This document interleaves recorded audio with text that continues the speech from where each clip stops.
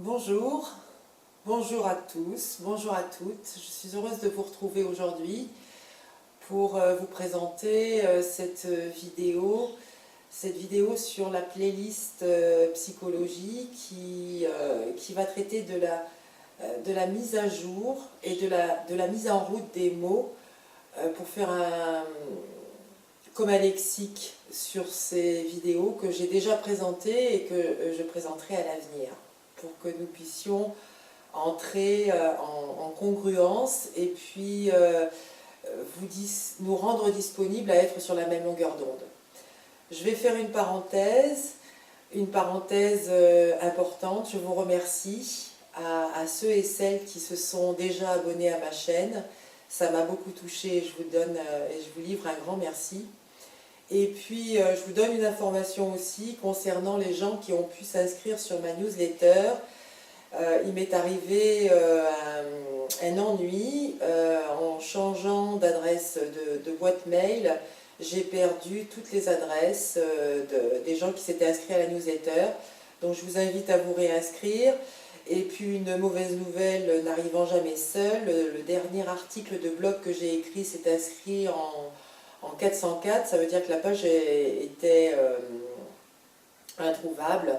Bon, tout ça a été récupéré par mon hébergeuse. Donc l'information, en théorie, depuis une semaine, tout doit bien remarcher. Ok, voilà, ça c'est fait. Donc revenons au sujet donc, de cette vidéo relais, de cette vidéo qui se porte sur un bonus où je vais souligner mes intérêts et la vocation que je porte et que je souhaite porter sur cette chaîne de psychologie qui, je souhaite la livrer audacieuse et atypique pour qu'elle puisse être un écho et un relais aux autres.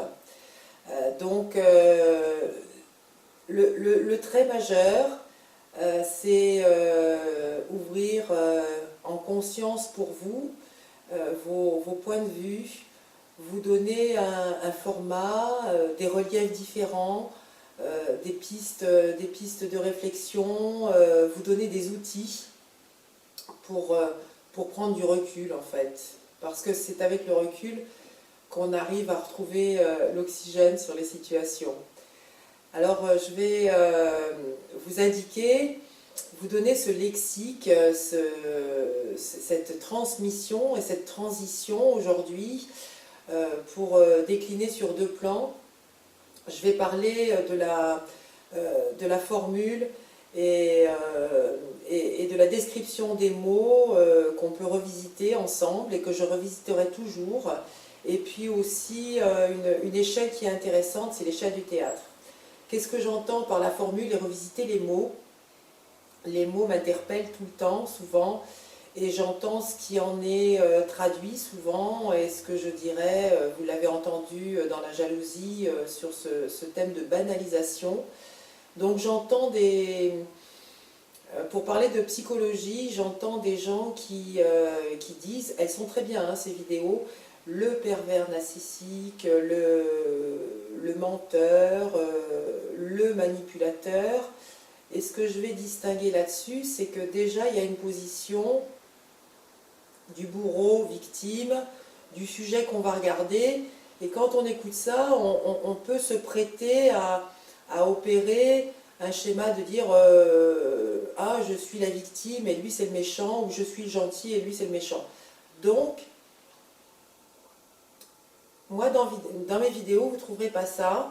Et je trouve intéressant de distinguer, de disséquer, c'est un peu dur, hein, disséquer, mais oui, disséquer et explorer le terme du narcissisme, le terme du mensonge, le terme de la manipulation,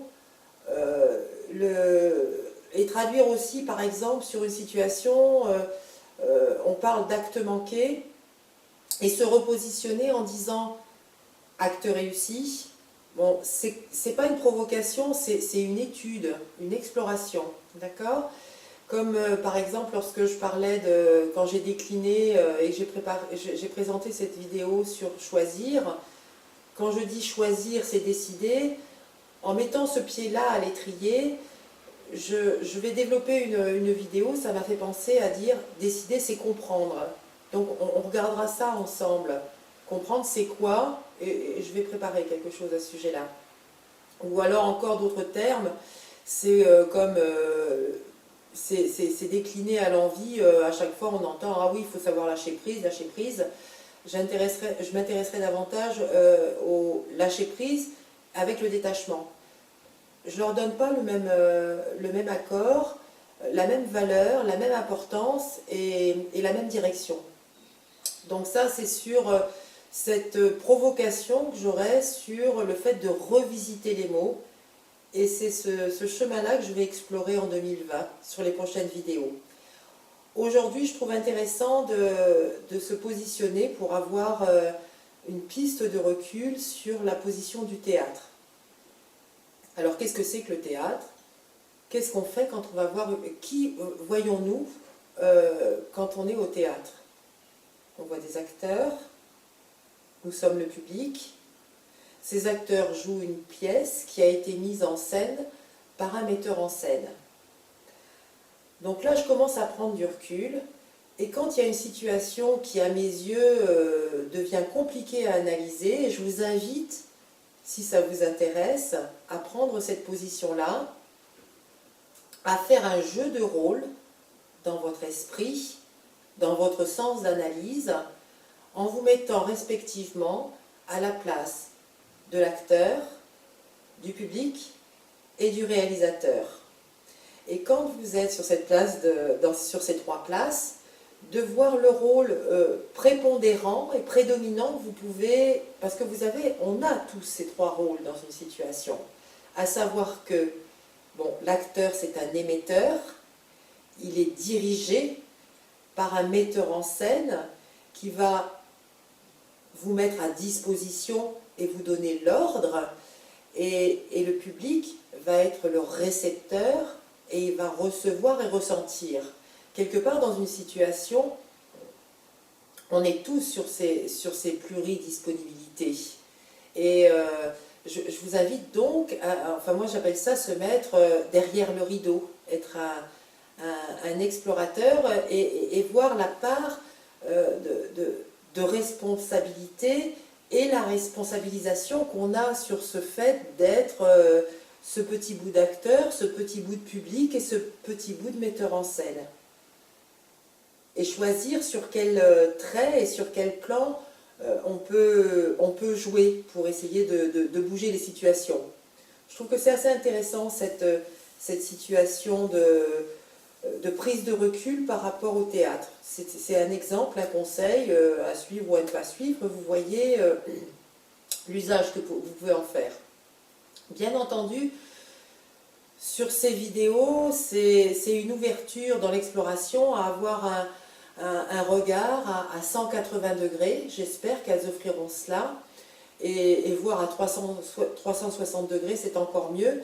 Et ce qui est très important, et ce que je veux souligner aujourd'hui, et ce que je vous invite à être, c'est à être en accord ou en désaccord.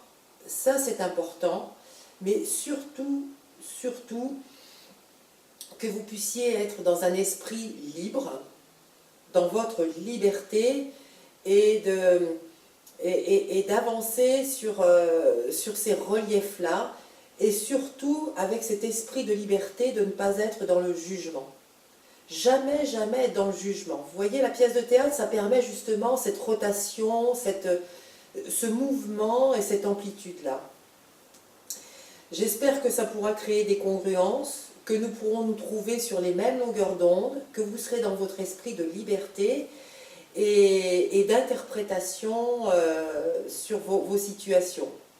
Ça va pouvoir, je pense, vous aider à trouver, à débloquer des situations en solo ou accompagné par quelqu'un qui va vous soutenir, un thérapeute, et quelqu'un qui soit professionnel, et surtout ça va vous aider à pratiquer deux choses, une forme de détachement et aussi une forme de, comment dirais-je, une forme de détermination sur la demande, de vous guider sur la demande. C'est ça l'objectif en fait. En psychologie, c'est savoir formuler, projeter sa demande, ses priorités et son ordre dans ses prévisions et dans son état d'être présent pour aller à l'avenir, pour aller sur cet inconnu de l'avenir.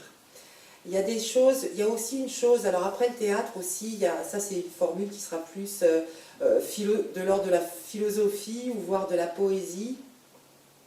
Je vois un peu les choses, comme on parle de nos chemins de vie. Imaginez peut-être, si ça vous convient, la vie comme une route. Et qu'est-ce qu'on peut dire sur les routes? Sur la route. Les routes, elles se suivent. Les routes, il y en a aussi qui se croisent. Et des routes, il y en a aussi qui se traversent. Donc, ça c'est plus de la poésie à mon avis. Les routes qui se suivent, les routes qui se croisent et les routes qui se traversent. Je vous laisse penser, méditer peut-être là-dessus. Vous voyez ce que vous en faites. Moi, c'est de la poésie pour moi. Et donc voilà, j'espère avoir éclairé des lanternes. J'espère éclairer vos lanternes encore demain. Et je vais vous quitter. Je souhaite attirer donc je vais livrer des mots cadeaux pour cette fin de vidéo, en attachant donc une importance fondamentale sur le fait de ne pas être dans le jugement, d'avoir conscience dans les duos d'être un rôle d'émetteur actif et aussi de récepteur passif, de choyer et de croître sur les mêmes et les bonnes longueurs d'onde, et puis de cultiver un égoïsme généreux que je développerai encore en toute bienveillance, et d'évoluer en esprit libre et en toute liberté d'esprit. Je fais un clin d'œil pour conclure à Vanessa Chamonal, qui est une astrologue qui a sa chaîne YouTube. Et c'est très rigolo parce que la liberté, c'est un sujet que j'aime traiter, que j'aime traduire et transmettre et recevoir de l'autre. Et Vanessa, sur son traitement de nouvelle lune pour le 26 novembre de cette année 2019, a évoqué un poème de Paul Éluard sur la liberté qui est absolument magnifique, et je suis très touchée justement de cette congruence entre Vanessa et moi. Concernant, et pour terminer, vous savez que j'aime beaucoup ces livres clés, ces livres phares qui nous tirent vers le haut. Quand j'évoquais tout à l'heure l'angle de 180 degrés et 360 degrés, alors moi il y a une lecture qui m'a comblée justement sur dans cet ordre-là. C'est Umberto Eco. Umberto Eco aux éditions Poche, comme d'habitude, je mets les liens de tout ce que j'ai développé aujourd'hui sur cette vidéo. Umberto Eco, dans le livre Kant et l'ornithorynque, je trouve que c'est vraiment une jolie curiosité sur le monde, un regard d'intellectuel posé sur ce que sont nos appétits ornithologiques, je vais dire, afin d'être ergonomiques de nous-mêmes. Donc je vous salue, je vous dis à bientôt pour une prochaine vidéo, et puis en route pour ces explorations de formules de mots que je revisiterai pour vous et que je vais vous présenter avec beaucoup d'allant et beaucoup de plaisir, et j'espère avec beaucoup de talent aussi. Merci, à bientôt.